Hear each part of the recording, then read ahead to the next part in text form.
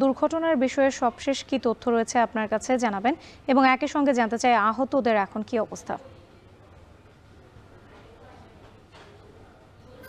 আপনি জানেন যে আজকে বেলা 11:30টার দিকে ফরিদপুর জেলার নগরকান্ত উপজেলার বাকুন্ডা নামক এলাকায় মূলত সেখানে নিয়ন্ত্রণ হারিয়ে লোকাল বাসটি পার্শ্ববর্তী খাদে এবং বিদ্যুতের খুঁটিতে ধাক্কা লেগে পড়ে যায় এবং সেখানে হতাহতের ঘটনা ঘটে। এবং এই ঘটনা ঘটার পরে কিন্তু স্থানীয় জনতা, ফায়ার সার্ভিস এবং পুলিশের সদস্যরা কিন্তু দ্রুত সেখানে পৌঁছে উদ্ধার তৎপরতা শুরু করে এবং তাদেরকে একে একে করে কিন্তু ফরিদপুর মেডিকেল কলেজ হাসপাতালে নিয়ে আসে।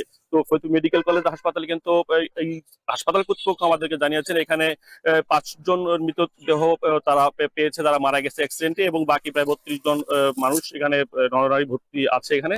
তো আমরা এখানে এসে সরজমিনে এসে জানতে পেরেছি যে একই পরিবারের 2 জন আছে, তার মধ্যে একজন আগামী পরশুদিনই অর্থাৎ আগামী কালকে তার বিদেশে যাওয়ার কথা ছিল চাকরির জন্য, এবং তারা কিন্তু ফরিদপুরে আসছিল নরগোদা থেকে। মূলত তাদের এক পরিবারের সদস্য আহত, তাকে চিকিৎসাধীন রয়েছে মেডিকেল কলেজে, তাদেরকে দেখার জন্য, এমনটি আমরা জানতে পেরেছি।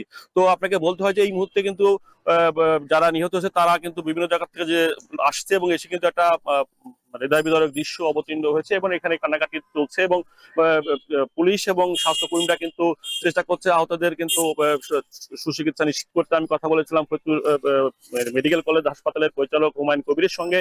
তিনি বলেছেন যে ঘটনা শোনার পরপরই জেলা প্রশাসনের নির্দেশ এবং আমরা কিন্তু তড়িৎ গতিতে কিন্তু আহতদের রিসিভ করি এবং জরুরি ভিত্তিতে ইমার্জেন্সি ফেস করেই কিন্তু তাদেরকে আমরা সার্জারি ওয়ার্ড এবং ট্রমা সেন্টারে কিন্তু ভর্তি করি এবং চিকিৎসা এবং বিশেষজ্ঞ ডাক্তার যারা রয়েছে তাদেরকে কিন্তু জরুরি কল করে এনে তাদেরকে চিকিৎসা ব্যবস্থা চলছে এবং চিকিৎসার কোনো ঘাটতি বা ত্রুটি নেই বলে তারা দাবি করেছে।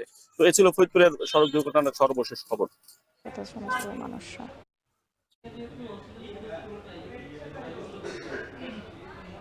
ফরিদপুর থেকে যুক্ত ছিলেন মফিজুর রহমান শিপন।